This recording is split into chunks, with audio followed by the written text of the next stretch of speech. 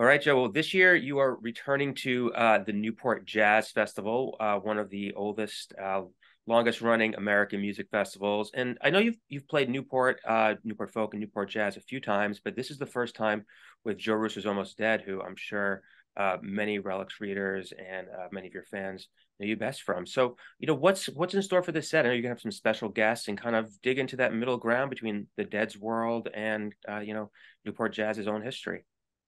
Yeah, thanks, Mike.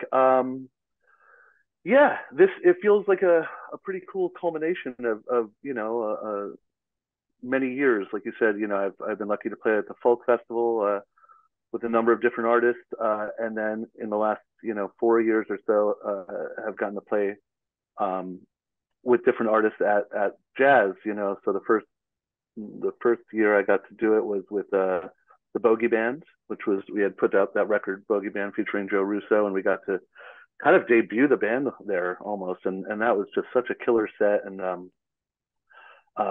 remember the crowd being amazing, and it's always fun to present something that people don't know. I don't think the record was out at the time, so like Yeah. when you're at a festival like that, and especially people who are going to maybe experience something that they haven't heard, that was really a great experience for us. And then the next year, Marco and I went back as Benevento Russo duo, um, and played an acoustic set. And in the same fashion, it was like, oh, cool, I get to go back now with this other thing and deliver a different feeling or a different idea that falls in this realm. And then again later that day, playing Christian's Jam John, with myself and Christian McBride and John Schofield and Marco, and then our friend Michaela Davis hopped in, and then people obviously start joining with horns and all. Uh, just another great experience. Always honored to be involved in that conversation. So to get to one thing, present these two different acts over 2 different years, and then to be invited by Christian to be a part of um, that special moment, it means the world to us, especially myself and Marco sharing that, being that he and I came from this kind of, you know, essentially a jazz instrumental background when we first started, as just an organ and drum duo, which was 100% improvised in the beginning. So to be able to return after our, divergence into instrumental like rock, Yeah. whatever, and return to kind of these jazz roots was really special for us, to play our music in that way. And then that kind of leads to, all right, here we are again, a fourth project essentially, or a fourth group, and this being, I think on paper maybe the furthest into left field as you can think. But if you remove the moniker from it, it's actually, the group that I've, had the chance to improvise the most with. This while we play the songbook of the Grateful Dead, I think the reason we found a little bit of success in our own little lane is because we don't read it with such tight reverence as most people historically have played it with. We treat it as a real book, as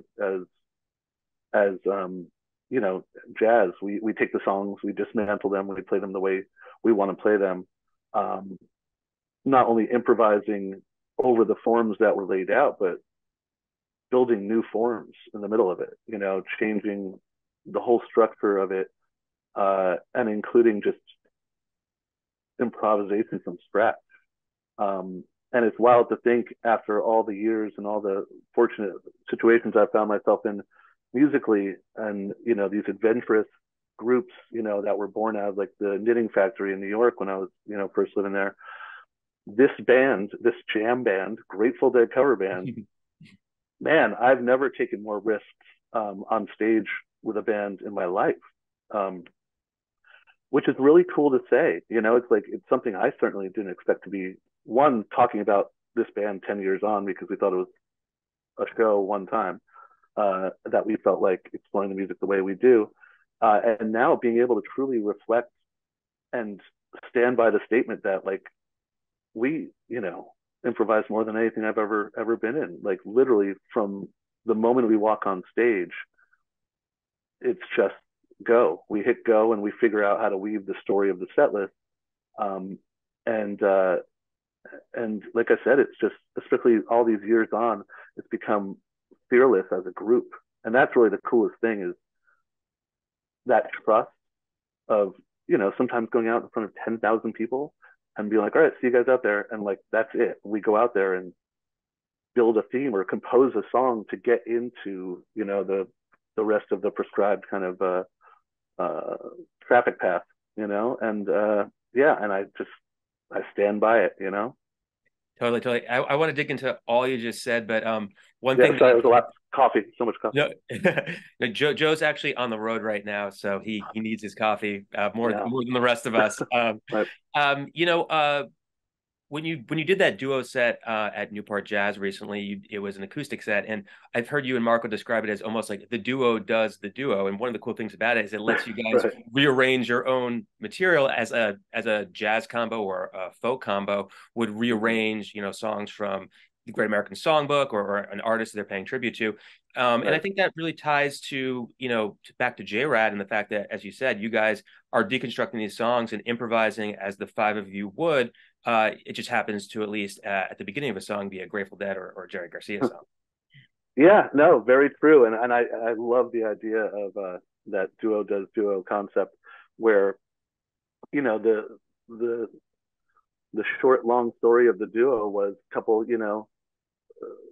let's, for lack of a better term, jazz musicians, um, learning how to play with each other, learning songwriting, becoming essentially, like I said, like some sort of instrumental post rock, whatever, with all electronics, and we're all playing all these crazy instruments and trying to live a little bit more in the sonic space of like Radiohead. And then, getting older, that band stopped, and getting to revisit it as jazz musicians again was really pretty high concept. It's like yeah, like you think about how Brad Meldau would take like a Radiohead song or this or that and deconstruct it. We got to deconstruct our own rock songs and play them like jazzy boys.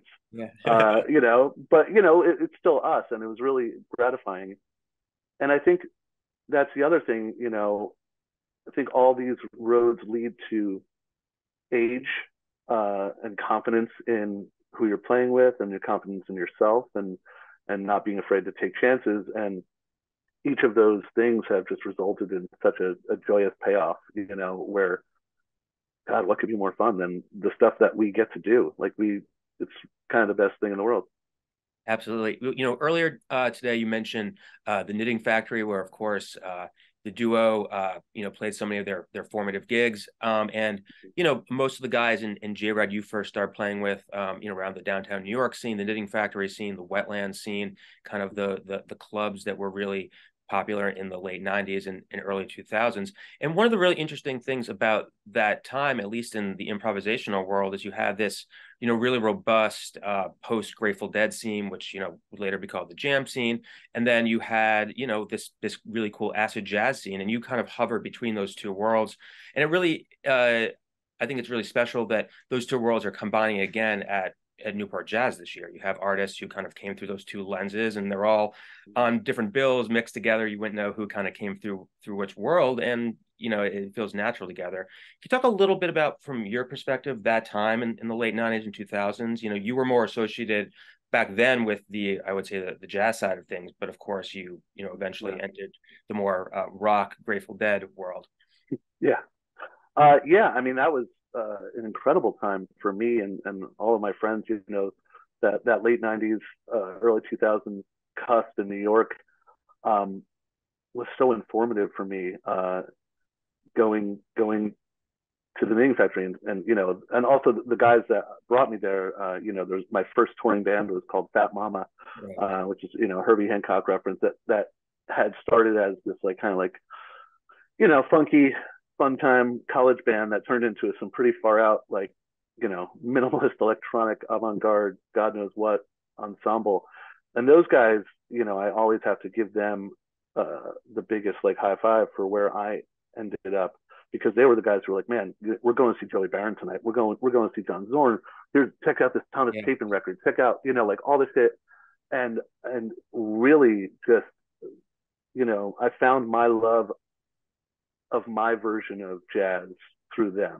Like I realized that I could find this pocket of adventurous, kind of aggressive, almost, you listen to like Naked City, Yeah. and those guys are playing thrash metal, but it still all exists in that pool. And I think the Knitting Factory is a really special place for me and for music in general, because you could find all those different things, kind of like we're saying with some of the aspects of Newport this year and last year, where blending that concept and bending those walls in a little bit, I think is a great service to people. It's like maybe it's just something spiced a different way. It might be the thing you truly love. It could be living in that same world but occupy a completely different space. So yeah, for the knit, for me, that was huge. And then starting to play again, like all these fully improvised gigs, which I had never truly done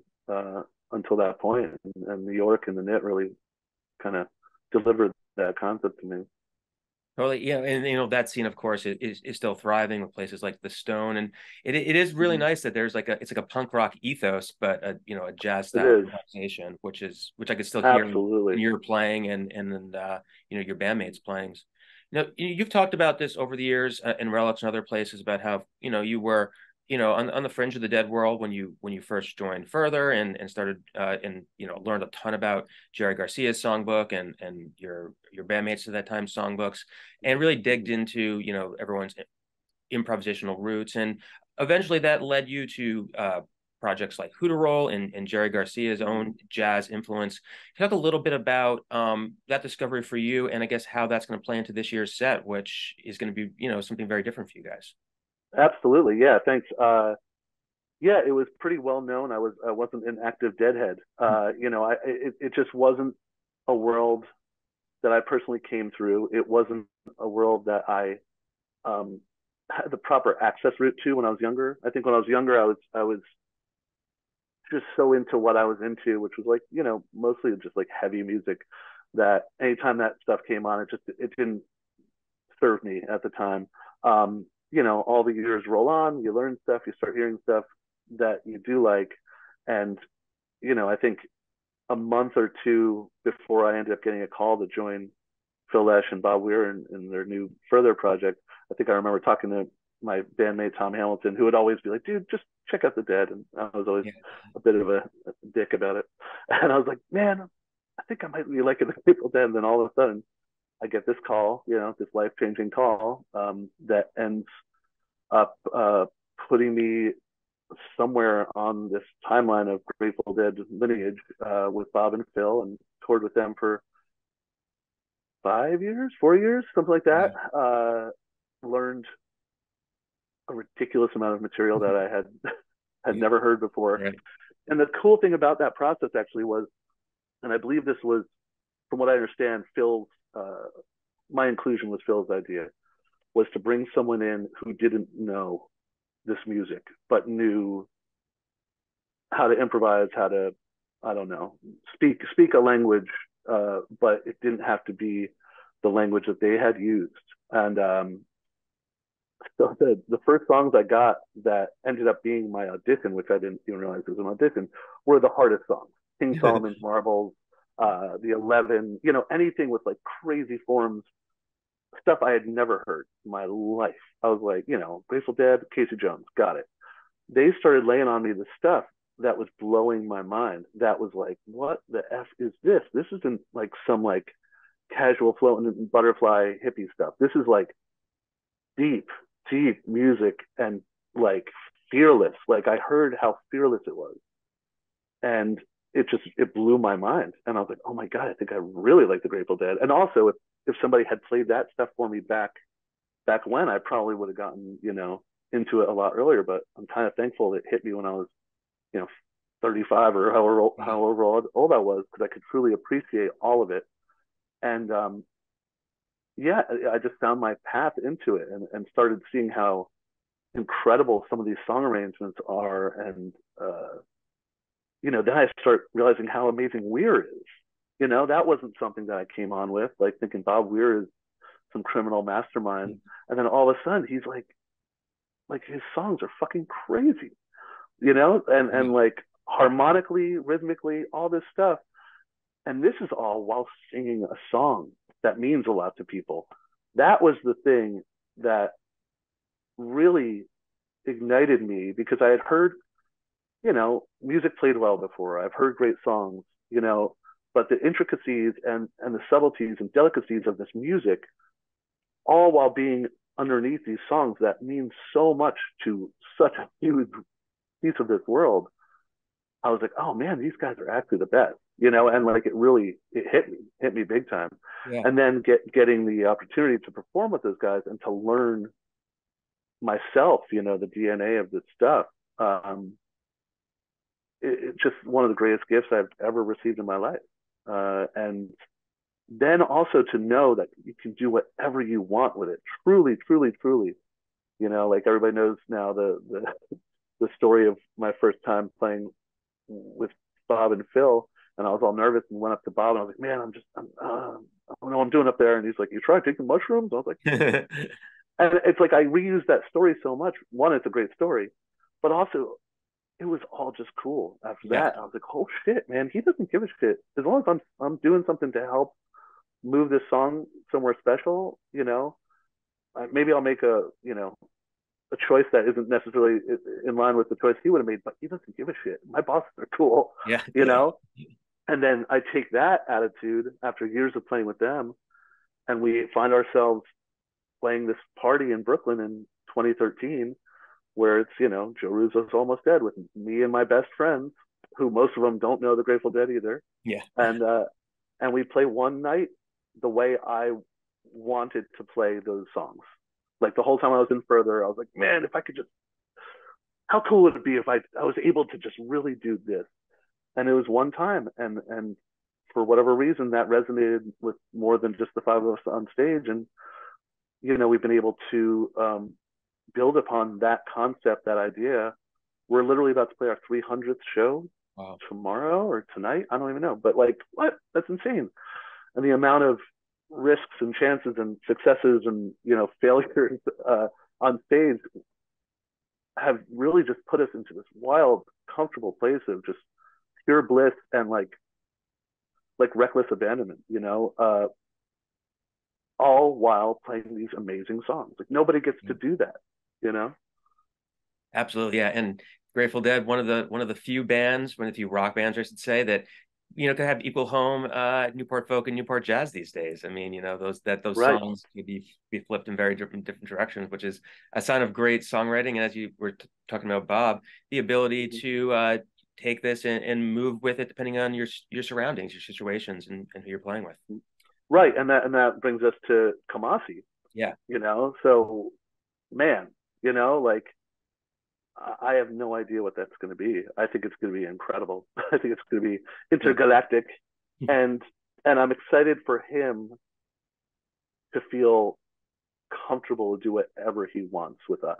Like I want him to feel our comfort with ourselves, and I want him to get our like approach to this thing is just like, dude, let's go, So we could not play a goddamn song the whole fucking night, as far as I'm concerned.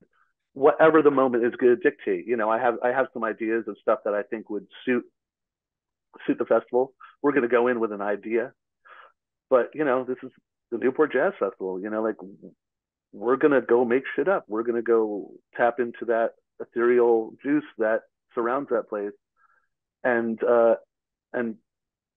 do it with respect, but with also confidence and a bit of abandon of what we know we're able to do musically between all of our instruments, and especially now with Kamasi. Definitely. And another cool thing about Kamasi is I always felt very much like the J-Rag crew, which has of course coalesced into the band we know. You guys had played together in so many projects before then. Kamasi and all of a lot of his collaborators have the same thing since high school. They've been playing together. Right. And there might be someone whose name they're playing under, but it's a lot of the same other guys involved. And again, they're taking a songbook, in their case, a lot of times influenced by hip hop, and in Yeah, kind of some of the modern West Coast sounds and bringing it into jazz improvisation in a different way. exactly. Yeah, I mean, it's a school of thought, you know, and I think that's really the mantelpiece of a jazz festival or jazz in itself. It's a school of thought, you know. It's not necessarily an instrument or a set of notes, you know. It's a belief system and the ability to risk and for the exciting payoff of the unknown, you know. Absolutely. Well, congratulations on 300 shows coming up, Joe, with Thanks, J-Rad, and man. Thank for you so much. bringing the band to Newport Jazz for the first time. We're excited to Yeah, see what transpires with Kamasi. same here, man. Yeah, I think it's gonna be pretty great. Awesome. Thanks, Joe. All right, thanks, pal.